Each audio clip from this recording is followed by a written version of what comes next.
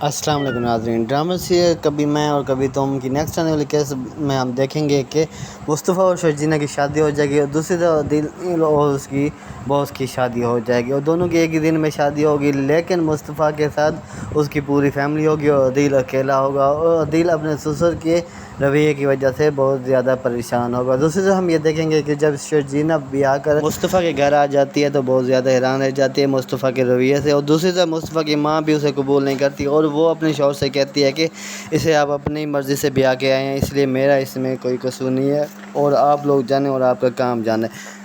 دوسری طرف رباب کا باپ دل کو پسند نہیں کرتا اور وہ رباب کی پسند کی وجہ سے چپ کر جاتا ہے، اور دل کو بھی رباب کے باپ کے رویے کی وجہ سے محسوس ہو جاتا ہے کہ وہ اس شادی سے راضی نہیں ہے۔ اب ہم دیکھیں گے کہ جب شرجینہ مصطفیٰ کے گھر آ جاتی ہے تو مصطفیٰ کی ماں کا رویہ اس کے ساتھ اچھا نہیں ہوتا، اور جب اس کی بہن رسموں کے لیے اسے بلانے کے لیے آتی ہے تو وہ کہتی ہے کہ تم لوگ جانو اور تمہارے کام جانے، میں اس رسم میں شامل نہیں ہوں گی۔ اور ہم یہ بھی دیکھیں گے کہ جب شرجینہ کو مصطفیٰ کے کمرے میں لے جایا جاتا ہے تو مصطفیٰ شرجینہ سے کہتا ہے کہ میں اپنی مرضی سے جینے والا ہوں اور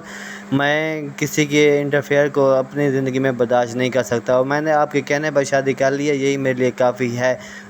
شرجینہ مصطفیٰ کے رویے کی وجہ سے بہت زیادہ حیران اور پریشان رہ جائے گی اور اسے اپنی غلطی کا احساس ہو جائے گا کہ اس نے مصطفیٰ کے ساتھ شادی کر کے بہت بڑی غلطی کی ہے۔ دوسری طرف شرجینہ کا باپ بھی بہت پریشان رہے گا کہ ہم نے اس کی مرضی سے اس کی شادی تو کر دی ہے، لیکن مجھے لگتا ہے کہ مصطفیٰ اسے خوش نہیں رکھ پائے گا، اور میں نے مصطفیٰ کی ماں کا رویہ بھی دیکھ لیا تھا کہ اس کا رویہ شرجینہ کے ساتھ اچھا نہیں تھا، وہ صرف شادی میں ایسے ہی شامل ہونے کے لیے آئی تھی۔ مصطفیٰ کا باپ اسے سمجھانے کی کوشش کرے گا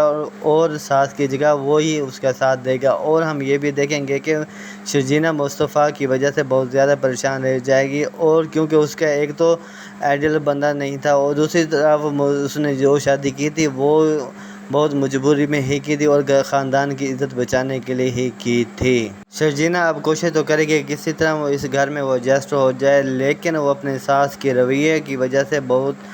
ڈس ہارڈ ہو جائے گی اور وہ کوشش کرے گی کہ کسی طرح اپنی ساس کا بھرم قائم کر رکھ سکے، لیکن